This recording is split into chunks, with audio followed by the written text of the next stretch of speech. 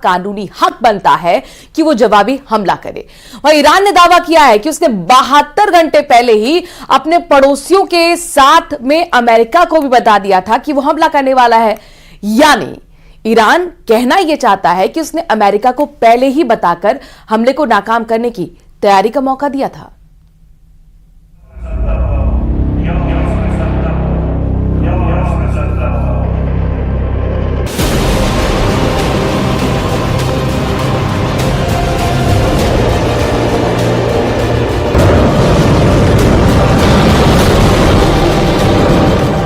पश्चिम Asia में खाड़ी खौल रही है। इजराइल ने ऐलान कर दिया है कि अभी ये खत्म नहीं हुआ है। ईरान ने जिस तरह से इजराइल को सीधे निशाने पर लेते हुए सैकड़ों मिसाइल और ड्रोन से हमले किए, उसे इजराइल जंग का ऐलान मानता है।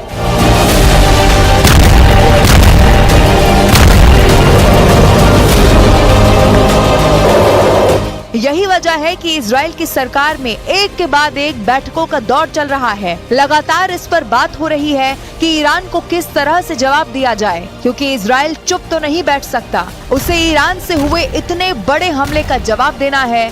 बस अभी ये तय नहीं हुआ है कि ये जवाब कैसा होगा और इस पर कब एक्शन लिया जाएगा। इजराइल का बदला अभी बाकी है।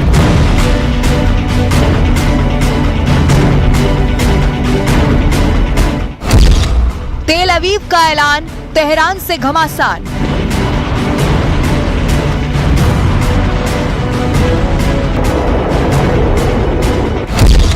नेतन्याहू का प्लान, रईसी से इंतकाम।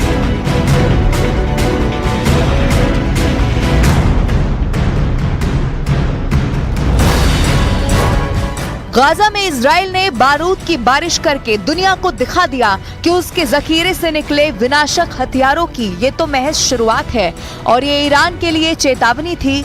लेकिन जो ईरान अब तक कथित तौर पर आतंकी संगठनों के पीछे से इजराइल से प्रॉक्सी वॉर लड़ रहा था, अब उसने जाहिर कर दिया है कि वो इजराइल से सीधा पंगा लेने के लिए तैयार है। और यही वजह है कि रविवार की सुबह तेहरान ने क्रूज, बैलिस्टिक और ड्रोन मिसाइलों की इजराइल पर बारिश कर दी और बाद में धमकी भी दे डाली है कि अगर गुस्ताखी की तो पश्चिम एशिया के नक्शे से इजराइल का नामो निशान मिटा देगा। این عملیات از نظر ما خاتمه یافته است و قصدی بر ادامه این عملیات وجود نداره، اما چنانچه رژیم صهیونیستی اقدامی رو علیه جمهوری اسلامی ایران چه در خاک ما و چه در مراکز متعلق به ما در کشور سوریه یا جای دیگری انجام بده، عملیات بعدی ما بسیار بزرگتر از این انجام خواهد شد. ईरान को पता है कि इजराइल चुप नहीं बैठने वाला और इजराइल के साथ उसके साथियों को भी ये मालूम है कि ईरान ने भी सोच समझकर और पूरी तैयारी करने के बाद इस हमले को अंजाम दिया होगा। लिहाजा इजराइल अपनी वॉर कैबिनेट में जवाबी हमले की तैयारी करने में जुटा है। तो अमेरिका इजराइल को रोकने के लिए बयान दे चुका है और ईरान किसी भी जवाबी हमले की सूरत में फुल स्केल वॉर छेड़ने के लिए तैयार बैठा है।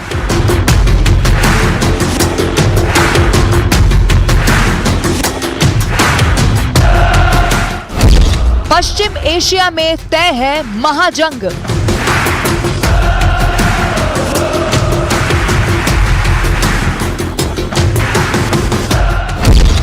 नेतन्याहू छोड़ेंगे नहीं, रईसी रुकेंगे नहीं।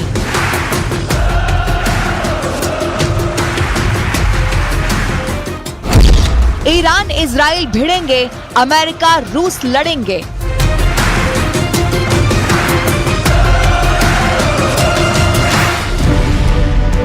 अमेरिका भले ही इस युद्ध को टालने के लिए इजराइल को ईरान पर जवाबी कार्रवाई न करने का अल्टीमेटम दे रहा है, लेकिन उसे ये मालूम है कि इजराइल रुकने वाला नहीं है। इजराइल की वॉर कैबिनेट में इसी पर बात चल रही है। इजराइल के कई सांसद ईरान पर जवाबी कार्रवाई करने के खिलाफ हैं।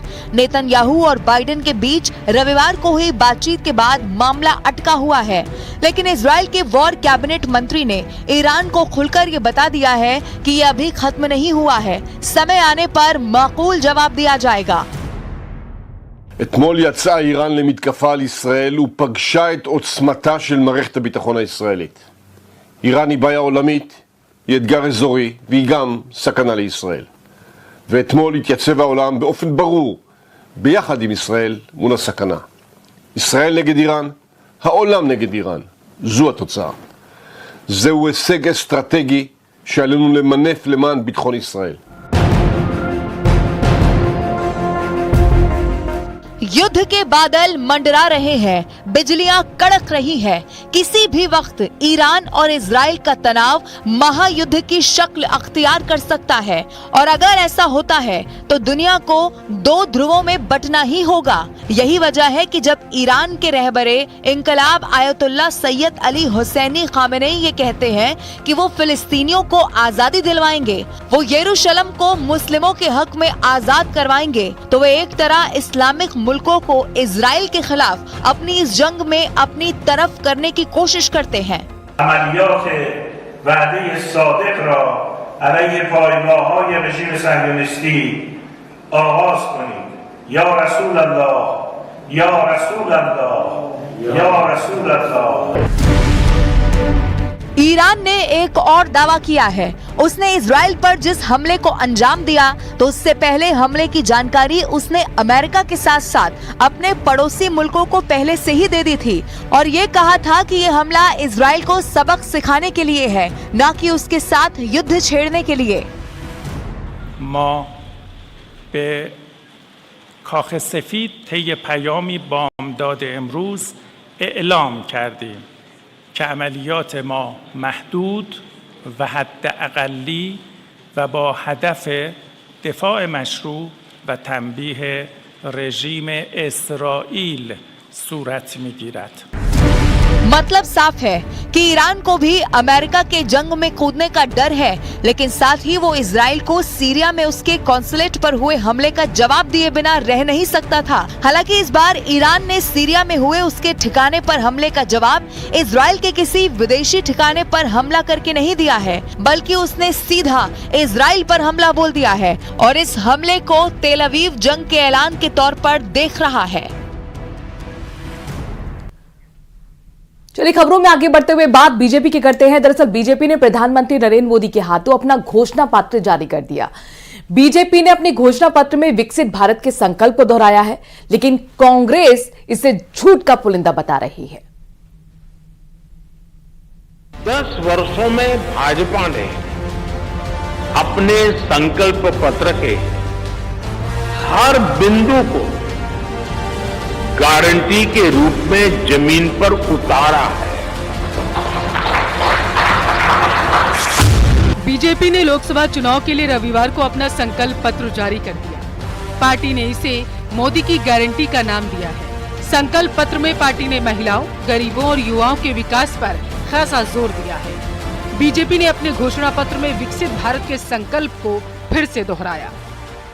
सबसे बड़ी बात इसमें यह है, जो हमने वायदे किए हैं निश्चित रूप से उन वायदों को पूरा करेंगे। ये बहुत, क्योंकि मोदी जी की गारंटी है, बहुत अभी और करना है। मोदी जी का संकल्प है, पार्टी का संकल्प है और एक एक जो संकल्प पत्र के अंदर आया है उसकी सबसे बड़ी बात यह है कि उसमें मोदी जी की गारंटी है, यानी कि पूरा होने की गारंटी। और यह संकल्प पत्र हमारा एक ऐतिहासिक संकल्प पत्र है, विकसित भारत का संकल्प है, देश को आगे बढ़ाने का संकल्प है। जैसा पिछले 10 वर्षों में नरेंद्र मोदी जी ने जो कहा उसको करके दिखाया, यही मोदी जी की गारंटी है और मोदी जी की गारंटी के ऊपर ही देश की जनता का विश्वास है। 5 वर्षों तक मुफ्त में राशन, गैस कनेक्शन और पीएम सूर्यघर से जीरो बिजली का सपना, ये निश्चित रूप से भारतीय जनता पार्टी के संकल्प पत्र में है, जो निश्चित रूप से फिर एक बार मोदी जी की गारंटी को साकार करने वाली है। और इसमें एक संकल्प लिया है कि नारी वंदन, नारी का सम्मान और नारी को ऊपर उठाने के लिए नरेंद्र जी मोदी महिला सशक्तिकरण के लिए हमेशा प्रयासरत रहे हैं। और उसी क्रम में अगर देश में सबसे ज़्यादा सम्मान महिलाओं का हुआ है तो वो नरेंद्र जी मोदी के कार्यकाल में हुआ है। एक और जहां बीजेपी अपने घोषणा पत्र को विकसित भारत का रोड मैप बता रही, तो वहीं कांग्रेस इसे गंभीरता से लेती नजर नहीं आ रही। प्रदेश के पूर्व मुख्यमंत्री अशोक गहलोत ने निशाना साधते हुए कहा कि 2014 और 2019 में जो स्थितियां थीं, वो अब बदल गई हैं। जो भी वादे किए गए थे वे वादे ही धरे रह गए। तो 14-19 में जो माहौल था वो स्थिति रही नहीं हम लोगों की। अब जो वादे करते करते निभाया नहीं, काला धन लेके आएंगे, 15 लाख रुपए खाते में डाल देंगे, किसानों की आमदनी दुगनी कर देंगे, लोकपाल लेके आएंगे, क्या क्या नहीं कहा गया, वो तमाम वादे रह गए हैं। भारतीय जनता पार्टी का लोकसभा के चुनाव में जो घोषणा पत्र है वो झूठ और असत्य का पुलिंदा है। पहले भी उन्होंने किसानों को एमएसपी देने का वादा किया था, वो आज तक नहीं कर पाए। किसान की आय दुगनी करने का भाषण दिया था, वो आज तक नहीं कर पाए। 2 करोड़ लोगों को प्रतिवर्ष रोजगार देने का वादा किया था, वो आज तक नहीं कर पाए। बीजेपी से पहले कांग्रेस ने 5 अप्रैल को अपना घोषणा पत्र जारी किया था और इसे न्याय पत्र का नाम दिया।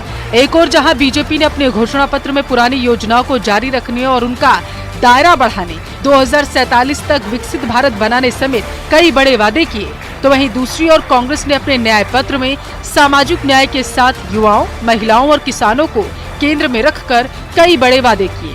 चुनावी मौसम में वादों की बारिश से जनता का समर्थन जुटाने की भरपूर कोशिश की जा रही। किसके वादे पर जनता एतबार की मुहर लगाती है, ये जानने के लिए हमें 4 जून का इंतजार करना होगा। Bureau report, news 18, Rajasthan.